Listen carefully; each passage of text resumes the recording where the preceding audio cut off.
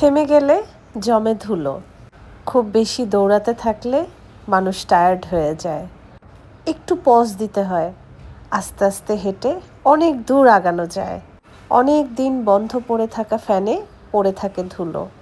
জীবনটাকে খুব বেশি দৌড় প্রতিযোগিতায় নেওয়ার দরকার নেই, আবার খুব বেশি পজও করে বসে থাকারও দরকার নেই। জীবন চলবে জীবনের গতিতে, সময়ে, সুযোগে আর পরিবেশ পরিস্থিতিতে। প্রতিটা মানুষের জীবনে আছে দুঃখ, কষ্ট, উত্থান, পতন। আছে আলোর সাইড, আছে অন্ধকার সাইড।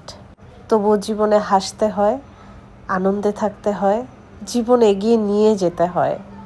জীবন তো শুধু একদিনই থামবে, যেদিন নিঃশ্বাস থামবে। তার আগ পর্যন্ত জীবনে শুধু এগিয়ে যেতে হবে। আমি দৌড় কম্পিটিশনে বিশ্বাসী না। অমুকের জীবনে এটা হয়েছে, আমারও সেটা হতে হবে। আমি মোটেও এমন মানুষ না। আমি একদমই আমার মতন। ধীরে চলা, শান্তভাবে চলাই আমার স্বভাব। আমি যখন ক্লান্ত হয়ে যাই আমি মাঝে মাঝে পজ নেই, তারপর আমি আবার হাঁটতে শুরু করি। জীবনের দৌড় খেলাতে আমি সবসময় পিছিয়ে থাকতে চাই, কারণ দৌড়ে দৌড়ে আমি হাঁপাতে চাই না। আমি ঠান্ডা মাথায় হেঁটে হেঁটে জীবনে আগাতে চাই। আমি পজ নিতে চাই, আবারও হাঁটতে চাই, আবারও দাঁড়াতে চাই।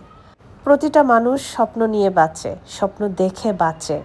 স্বপ্ন পূরণের উদ্দেশ্যে অবিরাম ছুটতে থাকে। স্বপ্ন পূরণের জন্য আমিও অদম্য ইচ্ছা নিয়ে বেঁচে থাকি। আমিও ছুটি, তবে আমি ভাগ্যে প্রচণ্ড বিশ্বাসী। আমার ভাগ্যই আমার সহায়। ছোট্ট এই জীবনে মানুষ কত রং রূপ, কত বসন্ত দেখে, কত কিছু দেখে তাকে জীবনের চড়াই উতরাই পার করতে হয়। আমিও দেখেছি জীবনের অনেক রং, অনেক কালো অধ্যায়, অনেক সোনালি অধ্যায়। বারবার পড়েছি, আবার উঠে দাঁড়িয়েছি, পজ নিয়েছি, আবারও হেঁটেছি। জীবন মানেই কষ্ট, আর এই কষ্টের মধ্যেই আছে সফলতা।